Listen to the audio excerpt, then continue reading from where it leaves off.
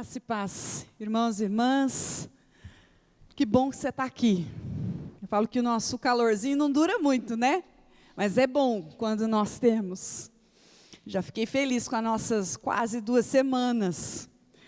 Mas voltamos ao nosso friozinho gostoso do dia a dia. Graças a Deus por isso, em tudo dai graças. Eu quero compartilhar a palavra do Senhor com você nessa manhã. Uma palavra que o Senhor trouxe para a nossa edificação. Nessa manhã, que está em Lucas capítulo 6, versos 46 a 49. Lucas capítulo 6, versos 46 a 49. A palavra do Senhor para o nosso coração nessa manhã, para que Ele se revele a nós nessa manhã. Eu sei que o Senhor já tem falado ao nosso coração. Eu senti essa revelação do Senhor durante o louvor, a abertura. Deus em cada momento fala conosco. Este é o culto, que nós falamos com Ele através da oração, através do louvor, e Ele fala conosco. Esse é o culto agradável ao Senhor. E nesse momento, a palavra do Senhor diz assim, Lucas 6, 46, diz assim, os 2 fundamentos, esse é o tema. Por que me chamais Senhor, Senhor, e não fazeis o que eu vos mando? Todo aquele que vem a mim e ouve as minhas palavras e as pratica, eu vos mostrarei a quem é semelhante. É semelhante a um homem que, edificando uma casa, cavou, abriu uma profunda vala e lançou o alicerce sobre a rocha, e vindo a enchente, arrojou-se o rio contra aquela casa, e não a pôde abalar, por ter sido bem construída. Mas o que ouve e não pratica, é semelhante a um homem que edificou uma casa sobre a terra, sem alicerce, e arrojou-se o rio contra ela, e logo desabou. E aconteceu que foi grande a ruína daquela casa. Amém? Até aí, vamos orar, Senhor. Obrigado, Deus, pela Tua palavra. Obrigado, Senhor, porque nós podemos cultuar ao Senhor, falar contigo e o Senhor fala conosco. Que nessa manhã, Pai, como o Teu servo orou, nós possamos ouvir Tua voz, nós possamos estar prontos, sempre prontos a ouvir o que o Senhor tem para conosco, e que nós possamos sempre estar prontos, em obediência a servir ao Senhor. Que nessa manhã não seja diferente, que nessa manhã o Senhor possa falar conosco, e que nós possamos prontamente obedecê-lo. Em nome de Jesus oramos, amém e amém. Amém, queridos. Nesse tempo que nós estamos vivendo, nessa geração que nós estamos vivendo, inseridos, nós estamos recebendo uma série de conhecimentos. Eu, nessa pandemia, me dediquei muito a receber conhecimentos. Conhecimentos não relacionados a aquilo que eu faço nesse tempo como pastora. Eu falei assim, eu vou fazer uma série de outros cursos. Fiz curso de moda, fiz curso de maquiagem, fiz curso de uma série de coisas. Agora estou fazendo curso de psicanálise. Me aventurei há 3 anos nesse curso. É um curso talvez mais direcionado àquilo que eu faço hoje. Mas nós muitas vezes estamos adquirindo, temos acesso maior a uma série de conhecimento bíblico. Temos acesso a muitos livros, temos acesso a conhecimento bíblico, a conhecimento através de cultos que nós temos hoje.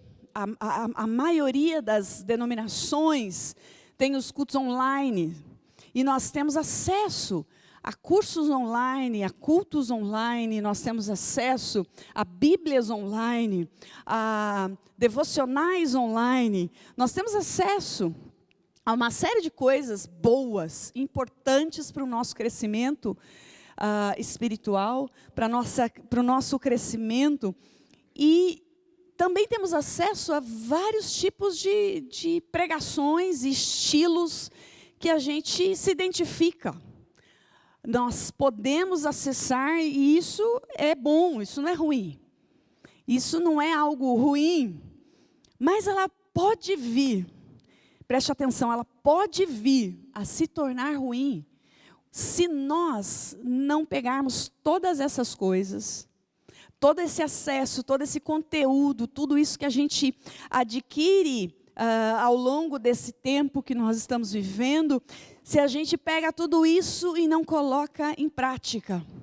Se houver uma atrofia, vamos dizer assim, na nossa vida, na prática, aí nós vamos estar com problema.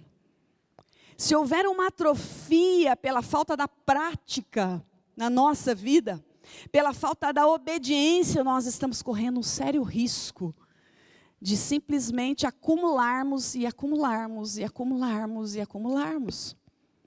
E isso é algo preocupante, porque cada vez mais, se nós ficarmos apenas tendo só o acesso e o acesso, a Bíblia diz, né, e Jesus está dizendo, essa é a pergunta de Jesus e talvez a indignação de Jesus. Aquele povo não tinha esse acesso que nós temos hoje, mas certamente tinha algum acesso. Por isso Jesus estava indignado e fazendo essa pergunta, dizendo: por que vocês estão agindo dessa forma, me chamando de Senhor, quando na verdade vocês não acham que eu sou Senhor, não sou Senhor de coisa nenhuma na vida de vocês? Por que vocês estão dizendo que eu sou Senhor, quando na verdade o senhorio não está estabelecido na vida de vocês? Jesus está fazendo essa pergunta. Ele começa esse trecho da palavra fazendo esse questionamento, porque obediência à palavra é algo fundamental para Deus. Obediência à palavra é algo muito sério para Deus. Por isso que a Bíblia fala muito a respeito disso, sobre a prática da palavra, sobre a prática, e não apenas o lermos, não apenas o termos o contato, não apenas termos o adquirir o conhecimento. Nós estamos falando no mês agora de agosto, sobre sabedoria com as mulheres. E todos os dias nós estamos frisando sobre a importância da sabedoria, aliada ao conhecimento. E a grande verdade, a chave importante que nós queremos frisar na vida das nossas mulheres, é que a sabedoria vem de Deus, e se nós não pedirmos essa sabedoria que vem de Deus, que vai virar a chave do conhecimento que nós estamos adquirindo, através da leitura de Provérbios para a nossa vida, Provérbios vai ser mais uma leitura e não uma mudança de vida. E não uma transformação que precisa acontecer de fato na nossa vida espiritual. Então, Jesus leva a sério essa questão e ele declara aqui: olha, por que vocês não transformam isso e permitem que eu seja de fato Senhor da vida de vocês? Então Jesus faz dessa questão da confissão do senhorio algo muito importante, porque Romanos capítulo 10, versículo 9, 10, ele fala algo importante. Ele diz assim: se com a tua boca confessares Jesus Cristo como Senhor, e em teu coração creres que Deus o ressuscitou dentre os mortos, serás salvo. Então, confessar Jesus Cristo como Senhor, né, é algo fundamental para a nossa vida. Reconhecer o senhorio está ligado à salvação da nossa vida. Às vezes a gente só encaixa como Senhor, como Salvador, para a gente ser salvo. Mas na verdade é reconhecer também o Senhor Jesus como Senhor na nossa vida, não apenas como Salvador da nossa vida. Porque quando Ele morreu na cruz, Ele fez muito mais do que apenas nos salvar. Ele comprou a gente por alto preço. Quando Ele morreu na cruz e derramou o sangue dEle, Ele pagou um preço por nós, amém? Ele pagou um preço. E quando Ele pagou um preço, né? Ele comprou a gente. No período de escravidão no Brasil, era aquela questão de comprar o escravo. Lembra disso? Você estudou história aí? Era a questão de comprar o escravo. Eles iam na feira dos escravos, eu imagino mais ou menos algo assim. E eles iam até um lugar determinado e eles diziam, quanto que custa? É até esquisito pensar assim, né? Mas era mais ou menos isso. Uma feira, como se escolhe uma laranja. Era uma pessoa, mas era como se escolhesse uma laranja. E eles escolhiam a melhor pessoa ali. E eles falavam, quanto que custa? Custa 3.000 réis. E quanto que custa esse? Esse custa 1.500. Por quê? Porque esse aqui está com o dedo machucado. Mas dá para curar? Dá para curar. Então vou levar esse aqui de 1.500, porque esse aqui está muito caro. Olha que coisa. E Jesus veio comprar a gente. Olha que especial que nós somos. Deu para fazer essa ideia do que Jesus veio fazer? Jesus olhou a gente estrupiado, estragadinho. E Jesus falou assim, eu não sei quanto que custa, mas eu vou pagar esse preço. Eu vou morrer na cruz e eu vou comprar todo mundo. Ele derramou o sangue dele. E por isso que ele é Senhor da nossa vida. E Jesus derramou o sangue dele para se tornar Senhor. Então, o reino de Deus é reconhecer que Ele é Senhor da nossa vida. Quando nós nos tornamos filhos de Deus, quando nós nos tornamos parte desse reino, entrar nesse reino significa que eu reconheço que Ele é Senhor da minha vida. Mas Ele é meu Salvador, também é meu Salvador, mas Ele é meu Senhor. Ele é meu amo, porque a palavra Senhor no dicionário significa que Ele é o meu dono. Significa que Ele é o meu amo. Né? Então Ele é o meu dono. Ele me comprou. Eu pertenço a Jesus. Então, esse era o significado daquela época também. Então Jesus fez esse questionamento, porque as pessoas ficavam, Senhor, Senhor. Mas quando ele falava as coisas, as pessoas não faziam o que ele estava dizendo. Então ele questionou, ele disse, por que vocês me chamam de Senhor, mas vocês não obedecem o que eu estou dizendo a vocês? Jesus fez esse questionamento. Então, a palavra Senhor não é um mero título. E infelizmente, às vezes a gente trata a Jesus como Senhor, como um mero título.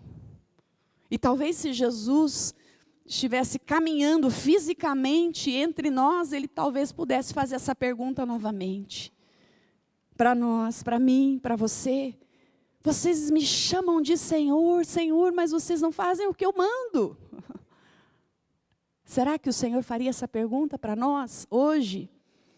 Vocês me chamam de Senhor como um título, mas não fazem o que eu mando. E aí Jesus, Ele segue dizendo e fazendo essa comparação prática daquele que obedece e daquele que não obedece. Ele vai fazendo essa comparação dizendo que aquele que obedece é como aquele que faz uma casa na rocha. E quando vem, estabelece um fundamento de uma casa numa rocha, e quando vem a chuva, a tempestade, quando o rio bate naquela casa fica firme.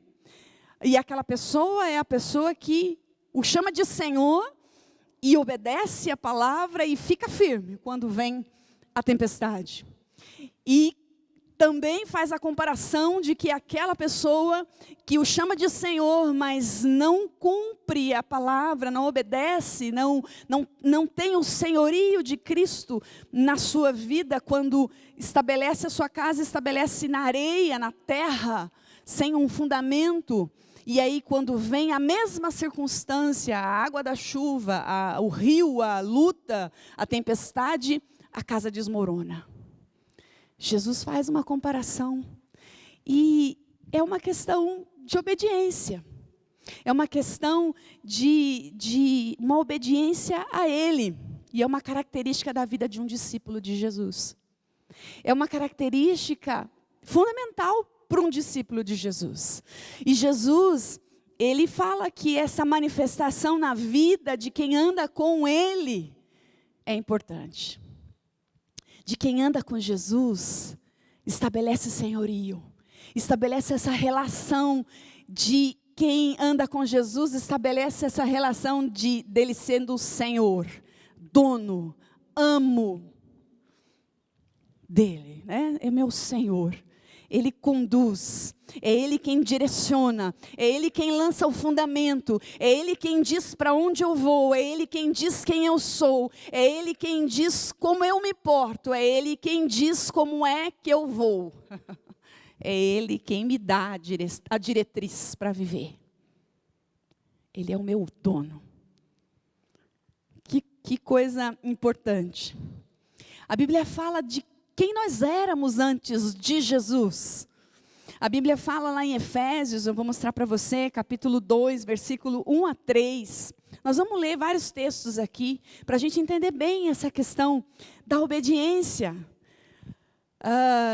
Antes de nascermos de novo, quem nós éramos? A Bíblia diz assim, Efésios 2, 1, diz assim: Ele vos deu, estando vós mortos em delitos e pecados, nos quais andaste outrora, antes, segundo o curso deste mundo, segundo o príncipe da potestade no ar, do espírito que agora atua nos filhos da desobediência, entre os quais também todos nós andamos antes, segundo as inclinações da nossa carne, fazendo a vontade da carne, e nos pensamentos éramos por natureza filhos da ira, como antes também os demais.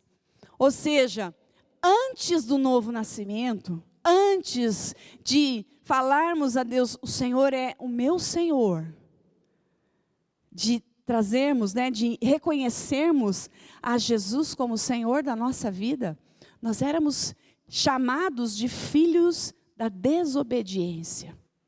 E mais do que isso, a Bíblia está dizendo que nós éramos regidos, nós éramos filhos da desobediência, e quem nos direcionava era o Espírito, olha só, o Espírito que atuava nesses filhos da desobediência, era o Espírito príncipe da potestade do ar. Quem é o príncipe da potestade do ar? Era ele quem nos direcionava.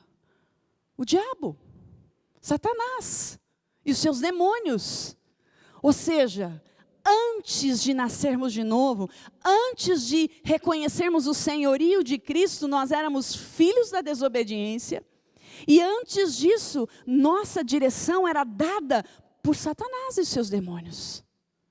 Essa era a nossa realidade. Essa era aquilo que nós éramos. Filhos da desobediência. Ou seja, se nós olharmos pela lógica, hoje eu sou, você é. Se reconhecemos a Jesus como nosso Senhor, nós nos tornamos filhos da obediência. E quem nos rege é o Espírito Santo. Quem nos dirige é o Senhor Jesus. Ele é o nosso Senhor. É Ele quem nos dá as regras. É Ele quem nos dá a direção. É o Espírito Santo quem nos conduz.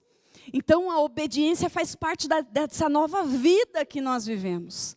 Nós não podemos ver de outra forma. Nós andamos e temos uma nova identidade. Amém, queridos? Nós temos uma nova identidade. Não existe uma outra maneira de vermos a vida. Não existe uma outra maneira de vermos a nossa vida a não ser pela obediência. Amém? A não ser pela obediência. Não existe plano B na vida cristã. Não existe um plano alternativo na vida cristã. Então nós precisamos rever se talvez o senhorio de Cristo não está firme dentro de nós. Precisamos rever se a obediência à palavra, se apenas eu estou adquirindo conhecimento em cima de conhecimento, se eu estou apenas trazendo para dentro de mim esses conhecimentos, cultos em cima de cultos, reuniões aqui e ali, né? Como eu falei, a facilidade nos ajuda, mas também pode nos atrapalhar. E aí a gente vai trazendo para dentro de nós uma série de palavras, uma série de instruções, mas a prática, ela acaba, nós vamos tropeçando na prática. E vamos atrofiando. Então, nós vamos ficando, a vivência, né, o viver, e nós não podemos ser mais filhos da desobediência. Esse tempo já passou na nossa vida, amém? Esse tempo já foi. Hoje nós somos filhos da obediência, e quem nos rege é o Espírito Santo de Deus. Aleluia, aleluia.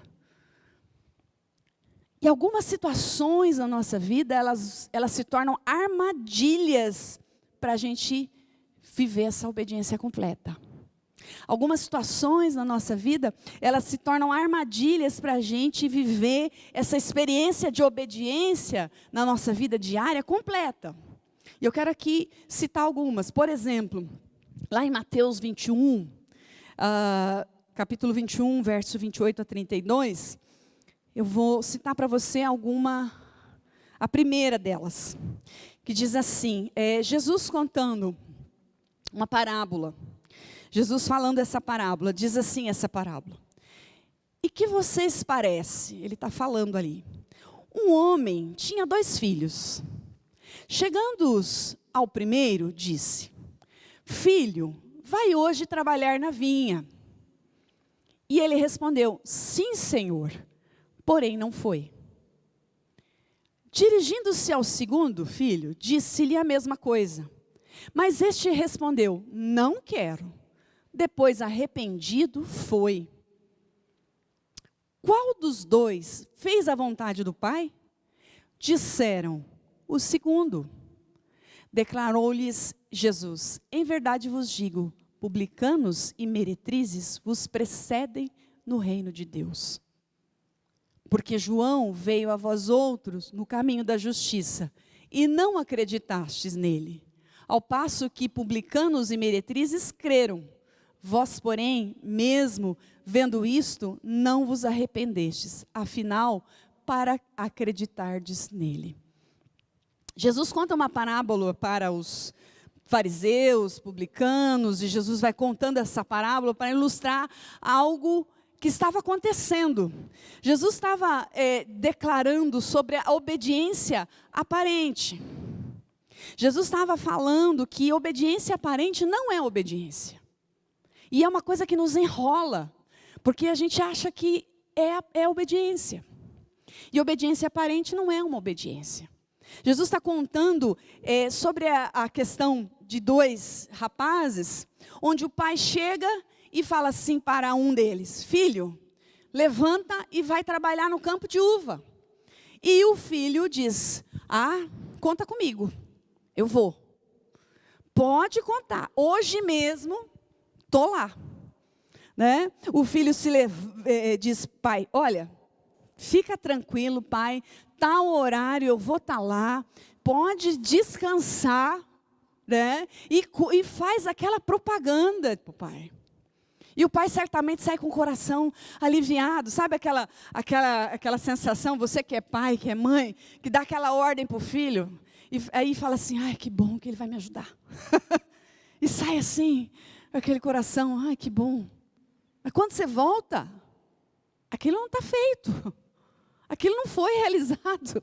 Aí você fica com aquela frustração, você fala, puxa, pensei que ia acontecer. Ou você dá uma ordem para um funcionário e você fala assim, puxa, achei que ia acontecer e não aconteceu.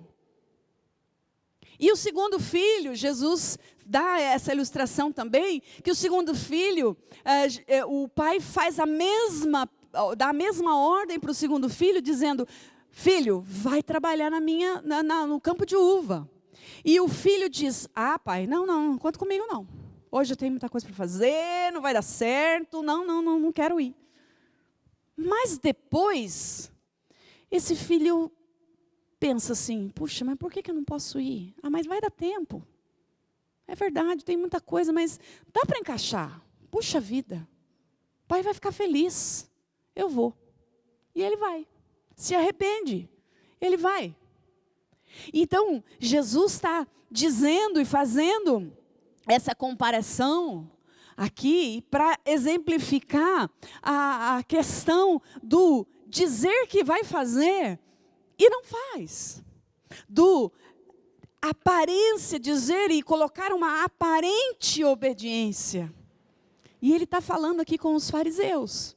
Ele está trazendo essa observação aos fariseus, dizendo: vocês dizem que fazem, que obedecem, que cumprem a lei, mas vocês fazem pela metade. Vocês fazem aparentemente, vocês estão maquiando algumas coisas. É isso que Jesus estava falando. Então, Jesus estava mostrando àquela turma toda que a aparência de obediência não é obediência. Jesus estava dizendo que a obediência precisava ser total, completa, inteira. A obediência precisava ser inteira. Então, Tiago, capítulo 1, 21, ela tem algo muito específico sobre isso. A gente já falou isso várias vezes, porque ela diz assim, Tiago 1, 21, diz assim: portanto, despojando-se de toda impureza e acúmulo da maldade, acolhei com mansidão a palavra que vos foi implantada, a qual é poderosa para salvar a vossa alma. Depois assim, tornai-vos, pois, praticante da palavra e não somente ouvintes, enganando-vos a vós mesmos. Porque se alguém é ouvinte da palavra e não praticante, assemelha-se ao homem que contempla no espelho o seu rosto natural. Pois a si mesmo se contempla e se retira e para logo se esquece de como era a sua aparência. Mas aquele que considera atentamente na lei perfeita, lei da liberdade, e nela persevera, não sendo ouvinte negligente, mas operoso praticante, esse será bem-aventurado no que realizar. Não é parecido com aquilo que Jesus falou? Não é parecido? Parece que Tiago reescreve o que Jesus disse, lá no primeiro texto que eu falei, sobre a casa. Tiago, ele meio que reescreve aquilo. E por quê? Porque Jesus está dizendo exatamente ali, e Tiago, ele fala isso, ele fala sobre praticar a palavra.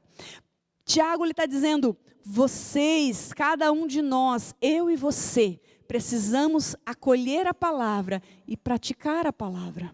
Não ter aquela aparência de obediência. Não ter uma aparente obediência. Então, acolher com mansidão a palavra é permitir que ela entre para reger a nossa vida. Acolher com mansidão essa palavra é permitir que ela determine como nós vamos viver, como nós vamos fazer. Então, a palavra, ele diz assim: vocês se enganam quando vocês acham que estão fazendo, quando na verdade não estão fazendo. Isso é uma aparente obediência. Talvez você pode pensar assim: mas essa palavra, pastor, é uma palavra esquisita, uma palavra meio dura, pastora. Mas é a palavra de Deus. É uma palavra em que nós precisamos entender que quem não pratica a palavra de Deus é uma aparente obediência. Portanto, é desobediência à palavra. Entende, querido? É desobediência à palavra. E nesse tempo, eu recebi essa semana, e eu vou compartilhar isso com você, porque eu estou vendo muito crente desesperado, que nem parece que é crente. Crente está assim, ó. Ai, pastora, você viu isso que está acontecendo em tal lugar? Você viu que está acontecendo em tal coisa? Você viu que lá estão agora proibindo as crianças, a gente falar de Bíblia para criança? Você viu que agora estão proibindo a gente? Gente, está na Bíblia. Vocês estão assustados por quê? Não é verdade? Não está na Bíblia que o tempo final vai acontecer isso, isso, isso? Tem que se preparar. Nós temos que ficar firme. Temos que ficar firme. Nós não podemos estranhar as coisas que estão vindo. Nós temos é que nos preparar. Prepare a sua casa, prepare a sua vida. Pratique a palavra, obedeça ao Senhor, porque as coisas vão ficar pior. Não vai melhorar. Nós vamos orar, nós vamos fortalecer, mas não adianta achar que o mundo vai melhorar, porque o mundo não vai melhorar. Essa é uma verdade da palavra. Se você ler a palavra, você vai ver que o mundo não vai melhorar. Mas nós precisamos o quê? Nos fortalecer. Essa é uma verdade da palavra. Às vezes a gente se engana, né? Se engana achando que, vamos orar, vamos fazer um movimento de oração para o mundo melhorar. O mundo não vai melhorar. É ou não é? Intercessores que estão aqui. O mundo não vai melhorar. As coisas não vão melhorar. Mas nós vamos permanecer. Quem vai permanecer? Aqueles que praticam a palavra. É isso que a Bíblia está falando. A casa não cai, né? A casa está na rocha. A casa está firme. Por quê? Porque está praticando a palavra. A obediência não é aparente. Mas a obediência é de verdade, permanece em pé. Vai vir lutas, vai vir guerra, vai vir decepção, vai vir lutas de diversas áreas, de vários lugares. Mas você vai permanecer firme. Amém, querido? Você vai permanecer firme. Por quê? Porque a sua casa não está em qualquer lugar. Sua vida não está ancorada em qualquer lugar. Em nome de Jesus. Amém? Esses são os que vão permanecer. Obediência é segredo da vida cristã. Obediência é segredo e é essência da vida cristã. E nós não podemos brincar com isso. Quando Jesus está falando, por que a gente não chama de Senhor e não leva a sério isso? Porque Ele sabe que muitos o chamam de Senhor, mas não tem o senhorio dentro de si. Então nós precisamos ter o senhorio. E aí Tiago está falando que muitos estão se enganando a si mesmo. Nós não enganamos aos outros por muito tempo. Você não engana quem está ao seu redor por muito tempo. A gente se engana. Engana o nosso coração. A gente não engana quem está ao nosso redor. A gente não engana Deus. A gente não engana o diabo. Mas a gente se engana. Porque a gente fala assim, não, mas eu estou mais ou menos, mas a gente vai levando. Mas quando vem as lutas, aí fica claro quando a nossa obediência é aparente. Fica claro quando nós somos apenas ouvintes e não praticantes. Então, queridos, nós precisamos, em nome de Jesus, ter uma obediência mais do que uma obediência parcial diante de Deus. Uma obediência completa. É isso que o Senhor deseja, né?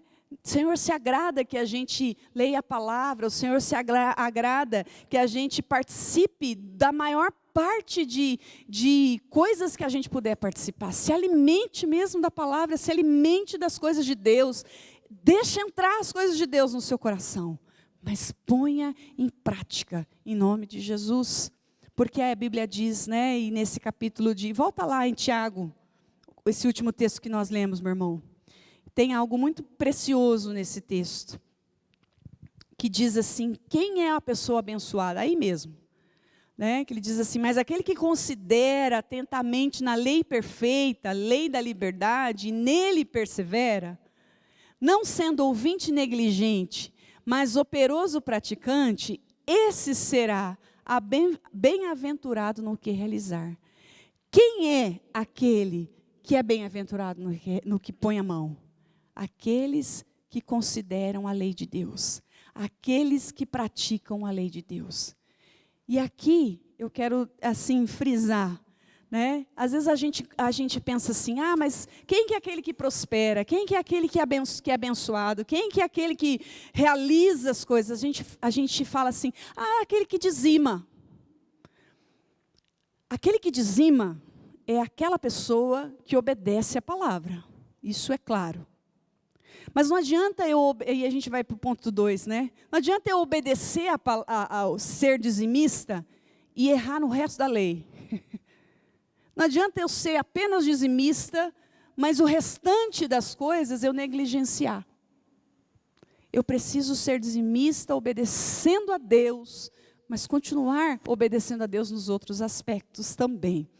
É isso que a Bíblia está dizendo nesse texto. Então, eu obedeço a Deus, eu sou obediente ao Senhor, eu sou ouvinte, praticante. E aí sim, eu me torno alguém, em tudo que eu coloco a mão, eu sou abençoado, eu sou próspero, eu realizo, eu conquisto, eu sou alguém de fato que sou abençoado. Eu estou muito triste, eu fico muito triste quando as pessoas...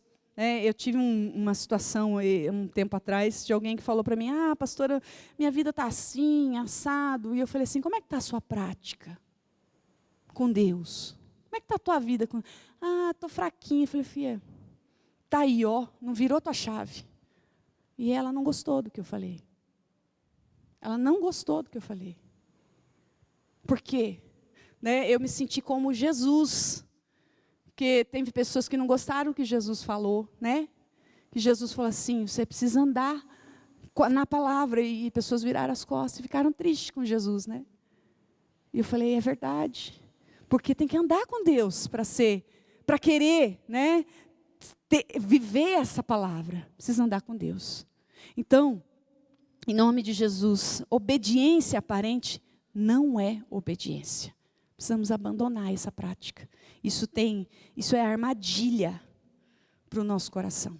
Segunda coisa, obediência parcial não é obediência diante de Deus. Obediência aparente não é. E obediência parcial também não é obediência. 1 Samuel, capítulo 15, nós vamos exemplificar essa questão. Fala de Saul. Vocês lembram de Saul? Saul é campeão nesse quesito de obediência aparente. Saul começou bem, muito bem. Saul foi escolhido dentre muitos.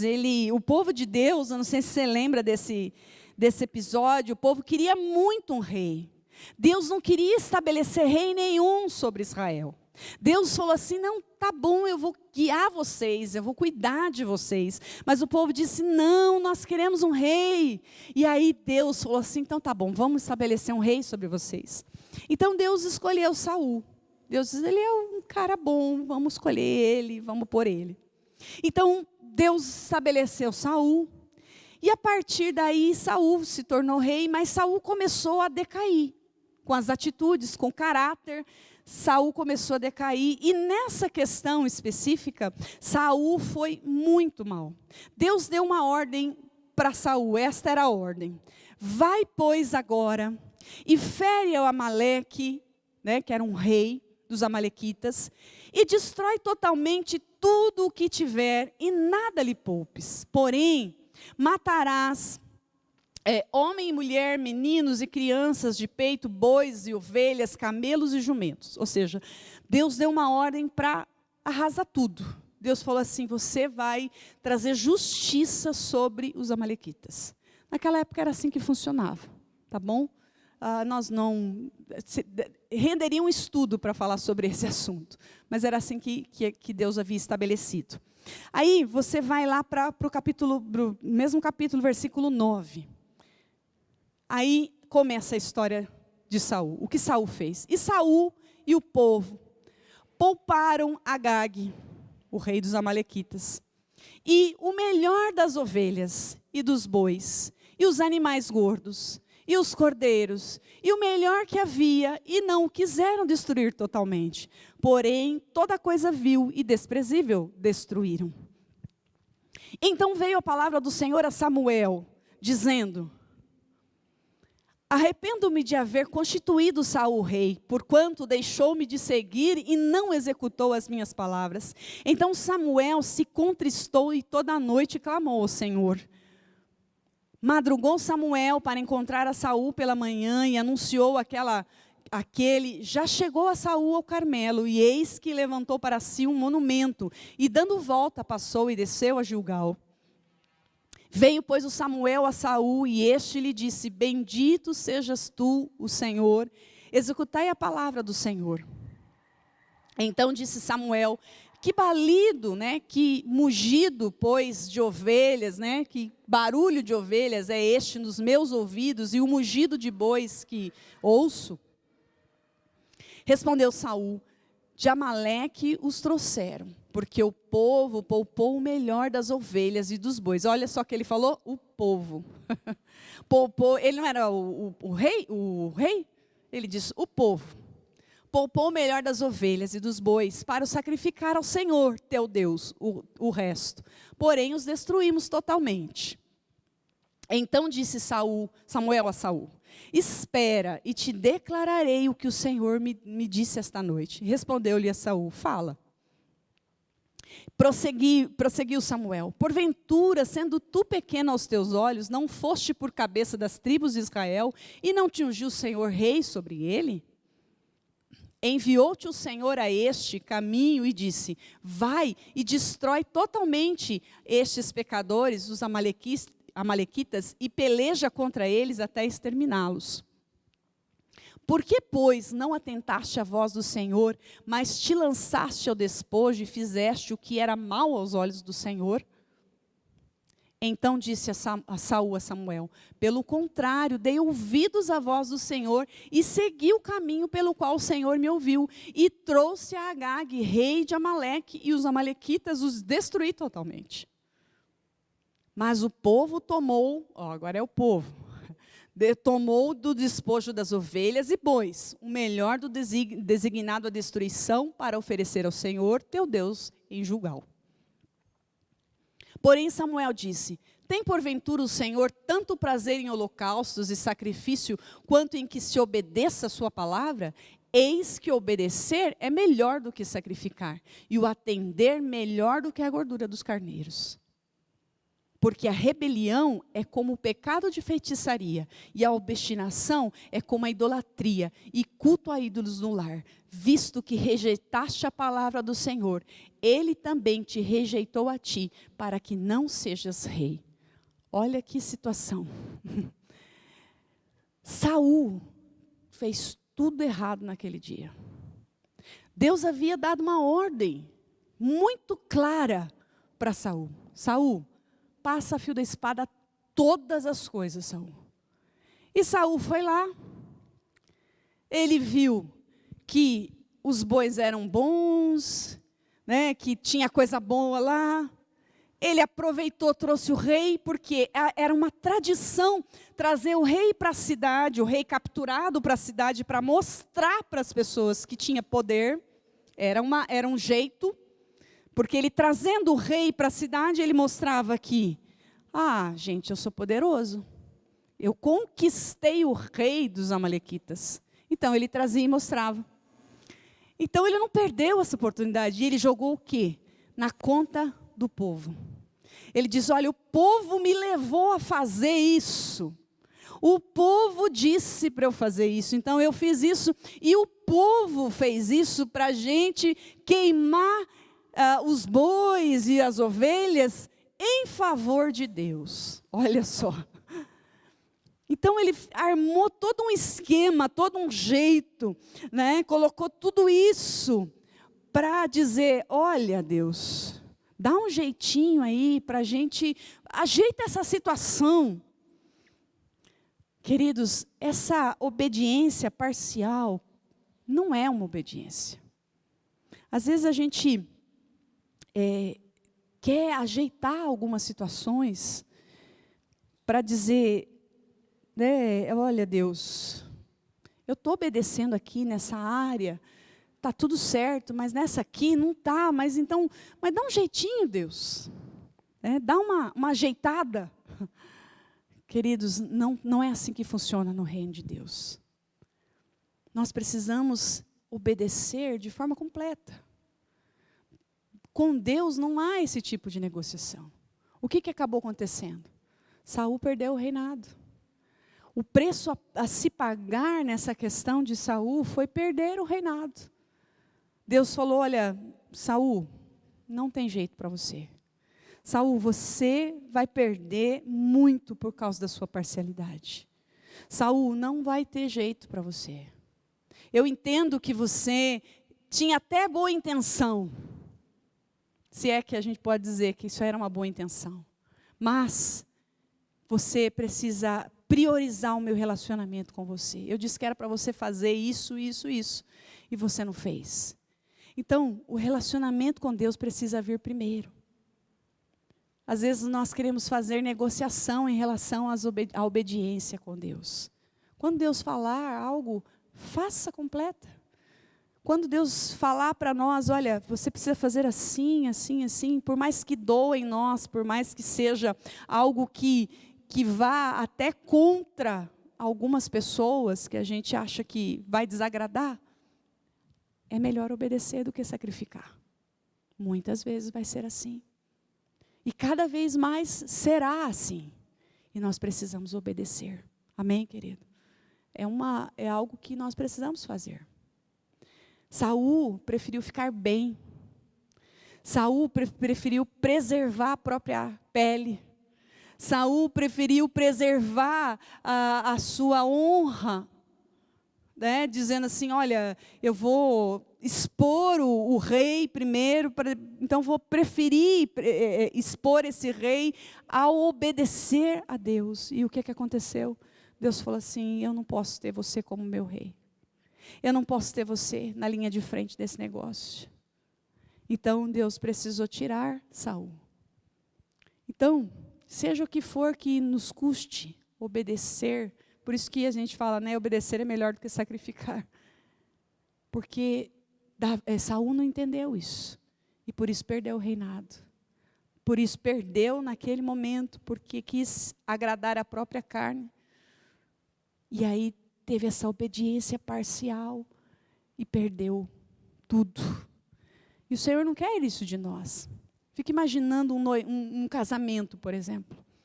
Um exemplo de um casamento. Pensa num casamento bonito, bem feito, aqui no nosso templo, que é tão lindo. Flores, um lugar bem arrumado, bem ornamentado.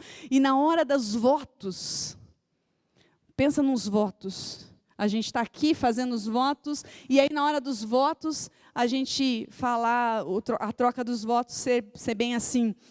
Eu juro, né, vamos fazer o juramento lá. E aí a pessoa fala assim, olha, eu prometo a você que em alguns momentos eu vou ser fiel a você. Em alguns momentos eu vou cuidar de você. Em alguns momentos vai ficar tudo bem. Em alguns momentos, pensa que casamento mais triste vai ser, né? Em alguns momentos, ou na maior parte do tempo, eu vou amar você. Nós não podemos fazer assim com Deus. Não podemos fazer assim com Deus. E esse é uma questão muito séria diante de Deus. Quando nós falamos de senhorio. Às vezes nós queremos usar uma certa compensação com Deus. Uma certa compensação na questão da obediência. Pensamos assim, mas eu ando tão certinho em algumas coisas, então eu tenho o direito de falhar em outras. Eu ando tão certinho em algumas situações, eu faço tudo tão certinho em algumas áreas, então não tem problema eu falhar em outras. Então não tem problema se acontecer essa questão. Tem sim. Tem sim, claro que tem. Tem sim. Tiago, capítulo 2, versículo 10, fala disso.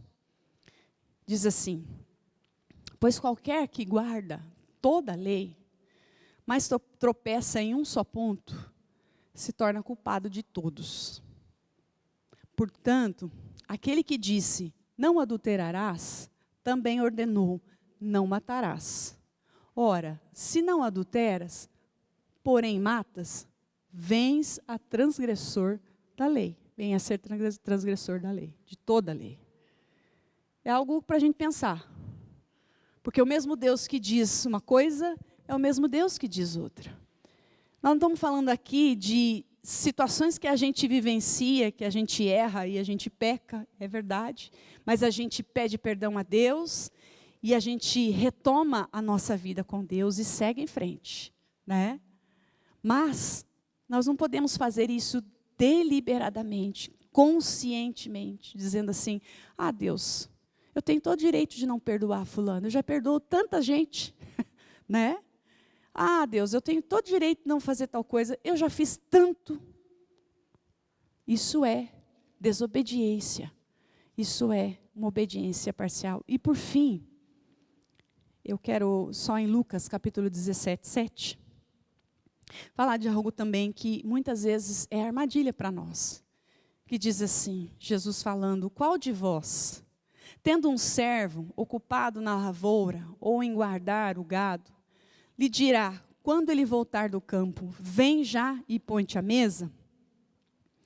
E que antes não lhe diga, prepara a minha ceia, cinge-te e serve-me, enquanto eu como e bebo, depois comerás tu e beberás? Porventura terá de agradecer ao servo, porque este fez o que lhe havia ordenado? Assim também vós, depois de haver desfeito quanto vos foi ordenado, dizei, somos servos inúteis, porque fizemos apenas o que devíamos ter feito. Às vezes nós fizemos tudo e sentimos orgulho de fazermos as coisas. E esse é um problema também, muitas vezes no nosso meio. Nos tornamos orgulhosos pela obediência. Nos tornamos orgulhosos, né? E a obediência não me dá o direito de me sentir orgulhosa disso. Afinal de contas, eu faço porque Ele é o meu Senhor. Afinal de contas, eu faço porque eu preciso fazer. Porque Ele é o meu Senhor. E isso fica um alerta para o nosso coração. Porque às vezes a gente faz e a gente fala assim, e a gente se dá o direito de julgar o outro. Porque afinal de contas a gente faz. E a gente olha o outro e fala assim, o outro não faz. E a gente se torna julgador dos outros. E nós precisamos cuidar disso. Isso é orgulho. Isso é um orgulho que o Senhor rejeita também. A nossa obediência não nos dá direito de julgar os outros. Não nos dá o direito de apontar o erro do outro. A nossa obediência não nos dá o direito de agir, sendo juiz do outro. Os fariseus faziam isso. Fariseu é quem orava dizendo, obrigado Deus, porque eu não sou como esse publicano. Fariseu fazia isso. Nós não podemos agir dessa forma. Então, uma outra armadilha que nós não podemos cair é também no orgulho da obediência. Porque podemos fazer tudo, nós não fazemos mais do que a nossa obrigação de servos. Não fazemos mais do que a nossa obrigação de sermos obedientes ao Senhor. Não que o Senhor desvalorize a nossa obediência, o Senhor valoriza a nossa obediência. O Senhor deseja que nós sejamos obedientes, porém, o Senhor não nos quer orgulhosos na nossa obediência. Então, precisamos cuidar disso, cuidarmos em sermos aparentes na nossa obediência, parciais na nossa obediência e também orgulhosos na nossa obediência. Em nome de Jesus. Amém, queridos? Em nome de Jesus, que o Senhor nos abençoe a sermos, de fato, homens e mulheres obedientes nesse tempo. Isso vai fazer uma diferença, queridos, nesse tempo que nós estamos vivendo. Preste atenção nisso. Eu tenho certeza que essa palavra que você está ouvindo hoje, você que está conosco também online, essa palavra que você está ouvindo hoje vai fazer uma diferença esta semana na sua vida. Esta semana na sua vida. Eu não contei isso na igreja, eu vivenciei uma situação, eu contei isso no meu grupo de célula, vivenciei uma situação onde eu precisei ser obediente ao extremo ao Senhor, porque eu passei uma situação onde uma pessoa me atacou verbalmente num lugar em público, e eu precisei olhar para essa pessoa e não reagir. E não reagir, porque eu sabia, o que a palavra de Deus me dizia a esse respeito. E eu lutei com a minha carne, 40 minutos, e essa pessoa me atacando verbalmente. E eu fiquei 40 minutos olhando para ela, sem reação. E eu falei assim, Senhor, como nós precisamos obedecê-lo. Como nós precisamos obedecê-lo. Nós não sabemos com quem nós estamos lidando. Uma pessoa que eu nunca tinha visto na vida. Não é uma pessoa do meu convívio, uma pessoa que eu nunca tinha visto na vida. Por quê? Porque nós estamos sujeitos às coisas. às vezes com pessoas que nós não lidamos, mas nós precisamos ser obedientes ao Senhor. Em nome de Jesus, querido, que você e eu possamos, de fato, obedecer ao Senhor. João capítulo 14, 21 diz assim: aquele que tem os meus mandamentos e os guarda, este é o que me ama. E aquele que me ama será amado do meu Pai, e eu também o amarei e me manifestarei a Ele. Amém? Que o Senhor seja assim conosco, que você possa guardar os mandamentos do Senhor e praticar esses mandamentos em obediência ao Senhor. E eu tenho certeza, querido, que você vai viver, seja o tempo que for, tempo difícil, tempo fácil, não sei qual o tempo que está reservado para nós, mas que você viva um tempo em obediência diante do Senhor, e você vai ser um homem, uma mulher frutífero para a glória de Deus, em nome de Jesus. Eu quero orar com você, em nome de Jesus. É um tempo de posicionamento diante do Senhor. Quero convidar o ministério. É um tempo de posicionamento, sabe? Muita gente não gosta de palavras como esta. Muita gente não gosta porque isso confronta, porque isso demanda mudanças, porque isso demanda abandonar velhas práticas. Porque dizer que o Senhor, Ele é Senhor da nossa vida, demanda a mudança de rota muitas vezes. E é isso que o Senhor deseja para nós. Ele nos comprou. Você tem um dono agora. Você tem um amo. E Ele deseja dar direção para mim e para você. A partir do momento que você o recebeu como Senhor da sua vida, Ele nos deu um novo momento, um novo jeito de ver a vida, de olhar para as pessoas, um novo jeito de viver. E é debaixo de obediência. Se a palavra diz que é assim, assim será. E nós precisamos, muitas vezes, mudar o nosso jeito de olhar, de fazer, de crer. E que assim seja. Eu quero orar com você. Feche os seus olhos aí. Você que está em casa.